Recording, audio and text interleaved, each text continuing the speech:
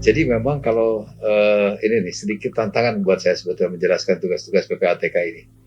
Yang pertama mungkin saya harus sampaikan bahwa berdasarkan Undang-Undang Nomor 8 Tahun 2010 itu PPATK itu Pusat Pelaporan dan Analisis Transaksi Keuangan itu dengan bahasa lainnya mungkin yang lebih mudah nih Pak sebetulnya kalau teman-teman mendengar adalah Lembaga Intelijen Keuangan Pak. Ini Lembaga Intelijen Keuangan ini adalah lembaga intelijen yang sudah dipraktekkan banyak negara Pak. Lebih dari 163 negara memiliki lembaga yang sejenis dengan PPATK ini. Itu tugas utamanya adalah sebagai lembaga intelijen keuangan. Itu pertama Pak. Yang kedua fokusnya apa nih? Mungkin teman-teman harus tahu juga fokus kita itu sebetulnya supaya gampang nih, supaya ingat oleh teman-teman di dalam pikiran masing-masing. Apa sih bedanya PPATK dengan KPK misalnya, PPATK dengan kepolisian, PPATK dengan kejaksaan gitu kan, sebagai aparat penegak hukum. Nah, PPATK itu bukan aparat penegak hukum, itu sudah jelas. Kalau aparat penegak hukum itu fungsi utamanya adalah ngejar-ngejar penjahat, gitu kan, kira-kira. Kalau tulisan kita itu penjahat ekonomi lah gitu. Nah, kalau PPATK itu adalah ngejar-ngejar uangnya penjahat nih. Jadi dua fungsi ini nih, dua fungsi ini harus saling keterkaitan nih.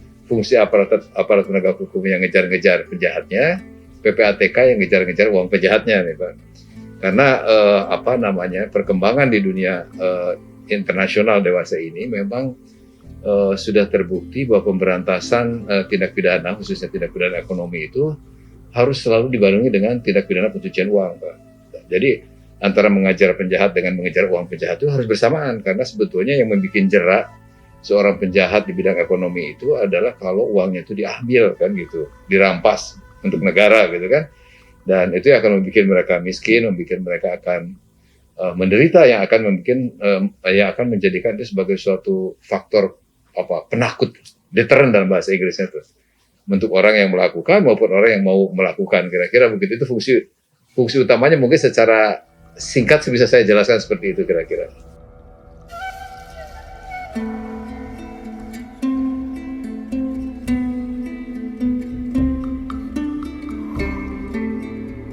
Ya, jadi memang kita ini memang fungsinya, itu fungsi seperti yang tadi saya uraikan itu, undang-undang mengaturnya itu dua hal besar sebetulnya, mencegah dan memberantas sebetulnya, bisa dikatakan begitu. Nah, di dalam konteks kita mencegah, kita memang banyak terlibat di beberapa kegiatan. Yang pertama ada penyusunan peraturan perundang-undangan ya, yang terkait dengan upaya kita memberantas tindak pidana ekonomi. Yang kedua adalah dalam konteks fit and proper nih Pak, fit and proper pejabat-pejabat eselon 1 ke atas khususnya, itu PPATK itu selalu dilibatkan.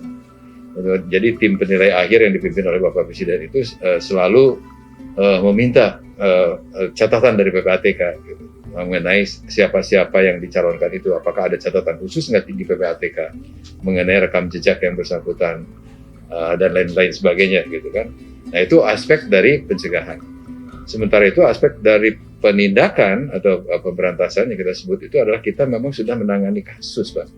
Kasus-kasus ini kemudian yang kita terima dari teman-teman pelapor seperti bank maupun non bank itu, kemudian kita lakukan analisis, kita lakukan pemeriksaan.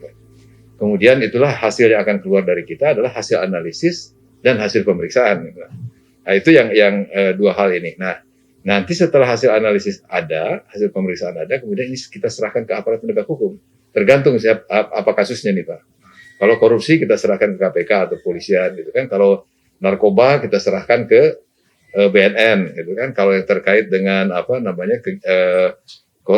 kejahatan-kejahatan lain bisa ke polisian dan bisa juga kejaksaan. Dan ada juga yang diadukan ke Direktorat Jenderal Pajak dan Direktorat Jenderal Bea Cukai contohnya, karena mereka juga penyidik Pak untuk tindak pidana pencucian uang. Nah, ini mereka jadi hasil analisis dan hasil pemeriksaan itu kemudian ditindaklanjuti oleh mereka. Nah, ini ini sangat penting untuk dipahami oleh kita semua nih mengenai role PPATK ini, karena fungsi intelijen keuangan ini sebetulnya akan sangat menentukan di dalam bukan semata-mata tadi Pak bisa mentresir kekayaan dari para penjahat ekonomi itu, tetapi ini sebenarnya akan bisa mentresir juga penjahatnya sebetulnya at the same time, pada waktu bersamaan. Karena apa? Kalau kita melakukan penelusuran, misalnya katakanlah transaksi narkoba nih Pak ya, transaksi narkoba itu kemudian kan melibatkan siapa saja penerima dananya, jaringannya dan lain sebagainya, itu kelihatan secara faktual. Nah, untuk sebagai catatan, undang-undang menyebutkan bahwa tindak pidana asal atau yang kita sebut sebagai tindak pidana ekonomi asal yang harus diurus PPATK itu ada 26 jenis kejahatan, banyak sekali. Jadi kalau PPATK kan, kalau KPK kan spesifik, dia menangani korupsi misalnya. Kalau PPATK itu menangani semua jenis kejahatan ekonomi. Di situ ada korupsi, narkoba, ada penipuan, ada kasus perbankan, kemudian pasar modal, ada illegal fishing, illegal logging, kemudian ada penipuan, ada banyak sekali sampai sampai 26 kegiatan itu. Dan ditambah satu bahkan yang tindak pidana yang ancamannya di atas 5 tahun. Jadi itu bisa mana saja sebetulnya kena oleh PPATK itu. Nah, oleh karena itu memang tugas-tugas intelijen keuangan ini menjadi sangat kritikal, Pak, sangat penting sebetulnya mungkin di dalam suatu negara ketika negara ini mencoba mengatasi persoalan-persoalan yang terkait dengan perekonomiannya, kira-kira begitu.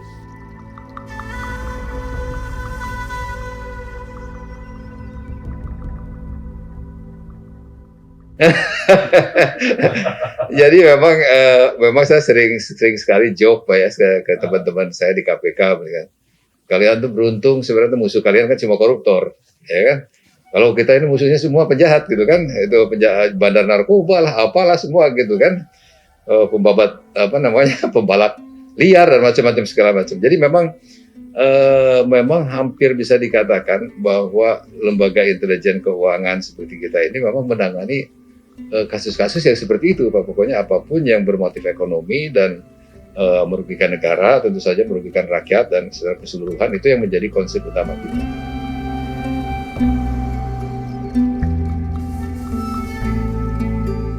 Ya, sebetulnya begini ya, Mas, kalau saya mungkin bisa menyampaikan kalau kendala-kendala itu bisa bergerak, bisa berubah-ubah sebetulnya, bisa dikatakan begitu. Tapi secara umum kami bisa menyimpulkan bahwa sebetulnya kami tidak terlalu menghadapi kendala.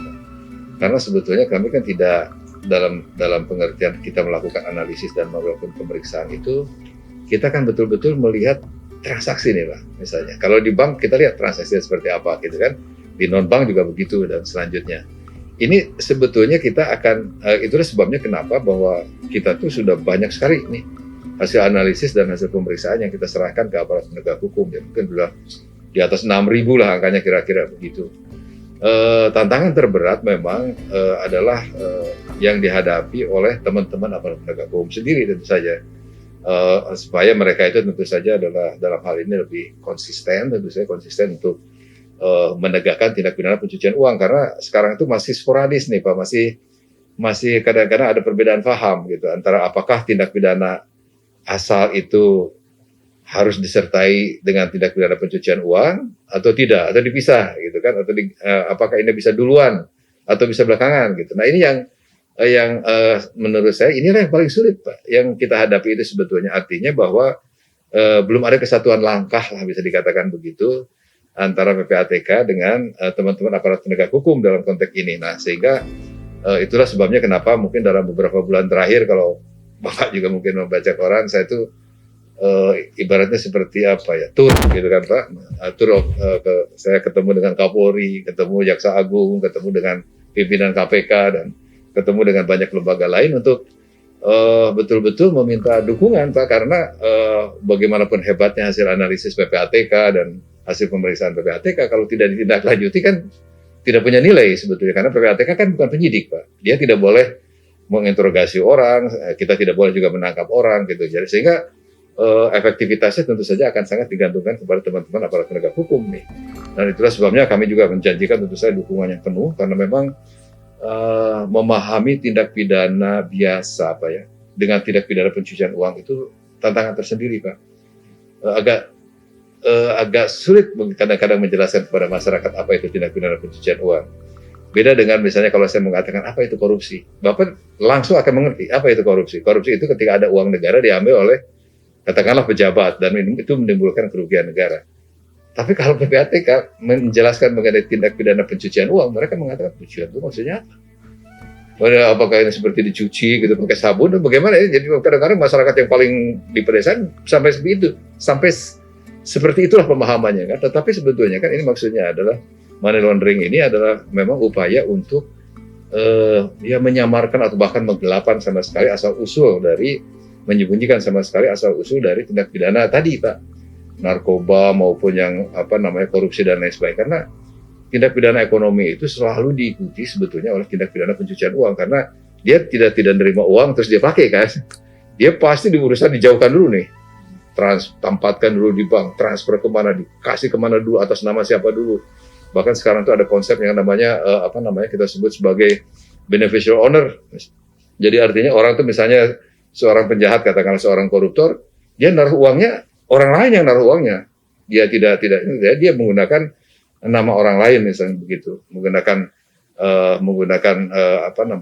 istilahnya tuh nomini lah gitu, orang lain. Jadi memang agak perlu waktu nih menjelaskan apa yang maksud dengan tindak pidana pencucian uang. Tapi intinya sebetulnya gampang. Yang tadi saya bilang, ini ada penjahat ditangkap oleh aparat penegak hukum, ini ada uang penjahat yang ini justru dikejar oleh PPATK. Ini sebabnya kenapa PPATK itu salah satu alat yang dimiliki oleh PPATK adalah membekukan rekening, Pak. Itulah, jadi begitu misalnya ternyata ada indikasi korupsi, indikasi narkoba, itu sudah langsung kita tutup rekeningnya. Tidak boleh bergerak tuh uang itu kan. Karena memang itu untuk supaya memang uang itu tidak dilarikan lebih jauh lagi. Lokalisir ya, pokoknya langsung dibukukan di situ. Kalau enggak kan dia bisa dilarikan ke luar negeri, bisa dilarikan. Semakin hari itu semakin susah kita akan bisa nangkapnya gitu.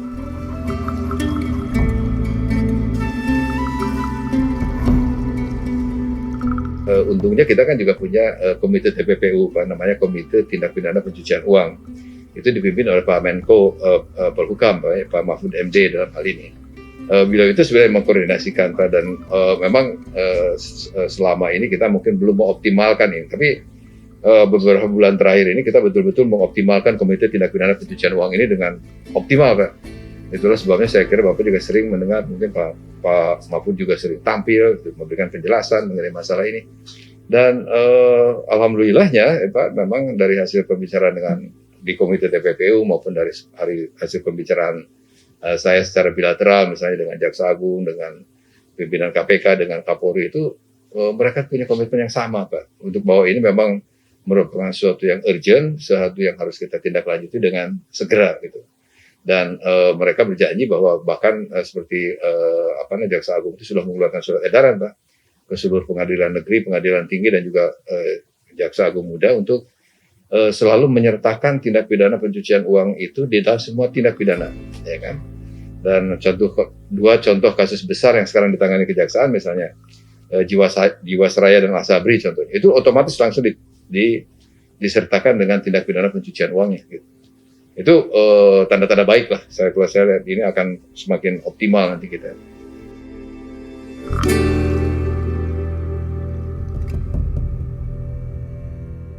Ya, sebenarnya MOU sendiri itu sudah agak lama ya, Pak. Kita menyusun MOU dengan BPK itu, ini mungkin masalah perpanjangan saja.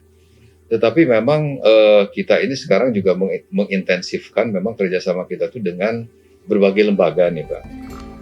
Termasuk dengan BPK dan BPKP ini. Itu adalah dua lembaga yang sangat berkepentingan sebetulnya untuk mengamankan uang negara kan. Oleh karena itu memang kita selalu berkoordinasi di dalam konteks, katakanlah misalnya kalau ada ada semacam audit investigatif yang dilakukan oleh BPK misalnya, itu biasanya PPATK dilibatkan.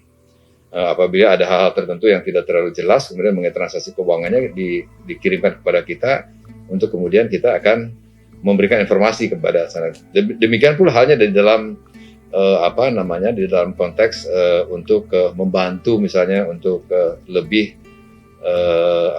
menetapkan secara lebih cepat gitu yang terkait dengan kerugian negara misalnya yang ditetapkan oleh BPK. Jadi kita juga bisa dimintai informasi oleh BPK. Jadi memang kita mencoba untuk melakukan banyak terobosan lah, bisa dikatakan, untuk supaya agar hubungan-hubungan kelembagaan ini lebih dioptimalkan, Pak, lebih dicairkan lah gitu, sehingga kan tidak seperti bekerja sendiri-sendiri gitu. Jadi kita tuh betul-betul ya kita apa ya seperti cair aja Pak, kita saling mendukung gitu, saling bekerja sama dengan BPKP, dengan BPK gitu. Kemudian kita tidak apa ya istilahnya tuh Pak ya, kalau istilahnya tidak kita tuh seolah-olah mencari kredit masing-masing gitu biasanya kan. Jadi artinya bahwa ini jasa saya, itu jasa orang lain. Enggak gitu Pak. Jadi memang Republik ini membutuhkan kolaborasi sebetulnya yang lebih intens antar lembaga untuk bisa mengatasi semua persoalan, termasuk juga persoalan ini Pak, persoalan kerugian negara dan lain sebagainya. Sinergi itu harus dibuat sedemikian rupa Pak, menjadi sangat otomatis gitu sebetulnya. Nggak usah ada himbauan-himbauan, nggak usah ada permintaan-permintaan gitu sebetulnya. Kita harusnya memang bekerja itu selalu bekerja secara interdependen lah, begitu kira-kira.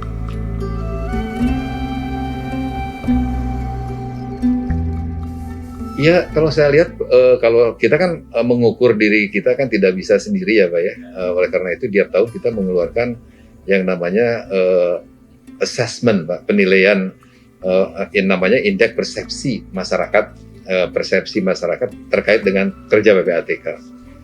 Ya, tidak terlalu luar biasa hebat, tetapi cukup bagus Pak, cukup bagus. Itu cukup lumayan angkanya di angka sekitar angka 6, 7 gitu ya, karena tadi yang saya bilang Pak, kita untuk mendapatkan angka yang lebih optimal dari itu agak kesulitan karena kita menjelaskan ke masyarakat mengenai tindak pidana pencucian uang itu sendiri sudah jadi persoalan Pak, apalagi mengerti apa yang kita hadapi. Jadi saya kira memang yang paling penting kalau menurut saya Pak, kita sebagai lembaga intelijen memang kan intinya lembaga intelijen keuangan maksud saya ini memang kita kan tidak bisa juga terlalu sering tampil Pak di media itu, sekali-kali saja kalau bisa ada edukasi, ada wawancara dan lain sebagainya. Karena semuanya itu kalau yang kita pegang itu kan rahasia Pak. Itu sangat-sangat rahasia. Jadi untuk bicara mengenai kasus itu kita harus betul-betul sangat hati-hati untuk tidak menyinggung apa yang disebut rahasia gitu. Kita harus bisa mendefinisikan persis mana rahasia, mana bukan gitu kan. Itu tantangan tersendiri Pak. Jadi beda ya dengan teman-teman aparat penegak hukum yang dia bisa berbicara apa saja lah. Gitu, ketika dia sudah misalnya KPK ketika menangkap tangan setelah itu berbicara apa saja mengenai polanya dan lain sebagainya. Dan kalau kita agak tidak seperti itu, kita memang agak lebih banyak kita mengumpulkan data informasi itu secara rahasia, kemudian ini baru bisa terungkap setelah kita serahkan ke aparat penegak hukum.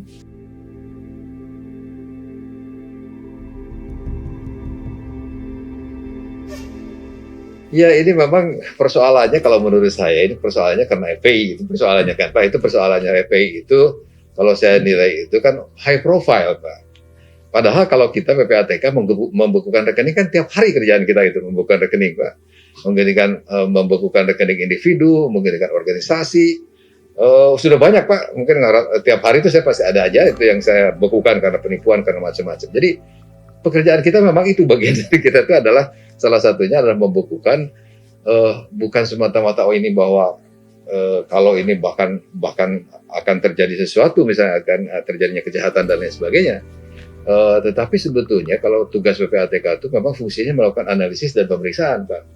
Oleh karena itu ketika misalnya pemerintah kemudian memutuskan bahwa FPI menjadi organisasi terlarang, tentu saja Pak itu konsekuensinya juga salah satunya adalah masalah keuangan Pak. Karena salah satu komponen yang penting dari organisasi itu adalah masalah keuangan. Jadi kalau aneh kan, kalau organisasinya dibubarkan, kemudian keuangannya tetap bergerak, itu aneh itu. Jadi memang kalau ada keputusan pemerintah itu dilarang, berarti kita harus melihat dulu ini transaksinya seperti apa, kegiatannya keuangan seperti apa. Uangnya tidak ada yang diambil Pak, itu uang tetap utuh di dalam rekening yang bersangkutan. Itu ini hanya untuk keperluan kita melakukan analisis dan pemeriksaan. Jadi kalau saya melihatnya seperti apa yang saya jelaskan di teman-teman Komisi 3, ya ini persoalannya mungkin masyarakat itu tidak terlalu terbiasa mendengar Pak apa yang dilakukan oleh PPATK sehari-hari.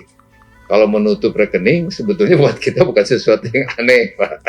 Organisasi juga banyak yang kita tutup, tapi ya memang selama ini kan tidak ada yang bersuara Pak, karena mungkin attitude masing-masing organisasi kan berbeda Pak. Tapi ini kan kemudian saya ingat betul itu Pak. Ketika kita mulai membekuan, saya mungkin sekitar 2 atau 3 hari. Saya itu tidak keluar sama sekali dan tidak memberikan keterangan apapun dengan maksud ya sudah seperti yang biasa-biasa yang sudah ditutup. Tapi ternyata di medsos kan udah wah ramai itu dengan segala macam ya, keterangan yang sangat berlebih-lebihan lah Pak.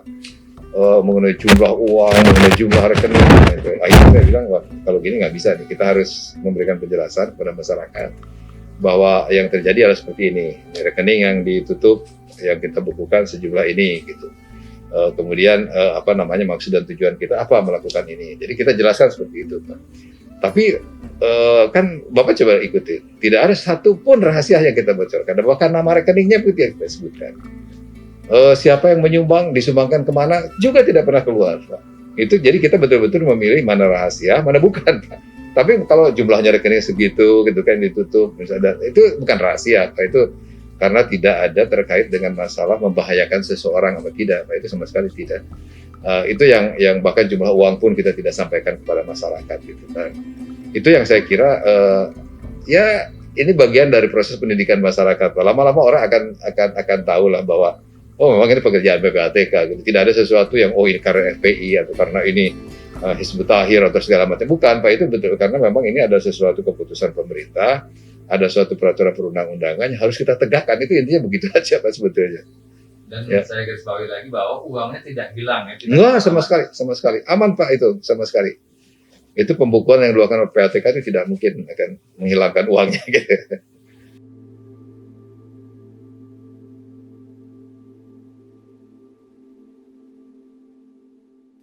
Kalau kita dengan polisian sebetulnya koordinasinya sudah intens, Pak. Bahkan Kapolri juga dengan saya juga komunikasi kan ya, lancar saja. Cuma mungkin begini, Pak, kalau ada perbedaan penafsiran karena begini, karena proses itu kan proses yang namanya pembukuan itu mungkin teman-teman kebanyakan masyarakat kita belum bisa membedakan, Pak, bahwa ini adalah proses pemblokiran yang dilakukan oleh lembaga intelijen untuk kepentingan intelijen dengan Pak ya. Dengan pemblokiran yang dilakukan oleh aparat penegak hukum untuk kepentingan penegakan hukum itu beda, Pak. Ini kadang-kadang mungkin orang ada sedikit salah paham, tapi saya kira itu sudah clear ya, Pak ya. Kemudian juga sudah dijelaskan oleh kepolisian mengenai masalah itu dan tidak ada lagi lah perbedaan paham. Saya kira maklum lah seperti tadi, Pak, karena memang tugas-tugas PPATK ini juga tidak ya karena kita juga sering tidak jarang maksud saya jarang tampil di masyarakat gitu. Sehingga memang mungkin langkah-langkahnya dan hak dan kewajibannya itu masih belum dipahami dengan baik, gitu, intinya begitu.